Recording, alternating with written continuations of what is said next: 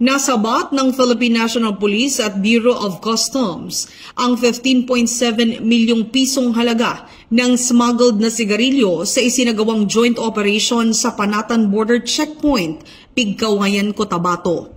Nahuli ang 2 Fuso trucks na kargado ng 20,000 reams ng Fort at Berlin cigarettes. 6 na sospek na kinilalang sina alias Carl, Joy, Mike, Rods, Antoy at Roy ang naaresto at kasalukuyang nasa kustodiya ng PNP. Ayon sa PNP, bahagi ito ng pinaigting nilang kampanya kontra smuggling, lalo na sa mga lugar na madalas gawing ruta ng illegal trade. Ang operasyon ay naisakatuparan sa bisa ng intel-driven enforcement, mas mahigpit na border monitoring at aktibong koordinasyon sa ibang ahensya ng gobyerno. Pinuri ni Police Lieutenant General Jose Melencio C. Nartates Jr. ang mabilis at maayos na aksyon ng mga operatiba at muling iginiit ang determinasyon ng PNP na ipagtanggol ang mamamayan at ekonomiya.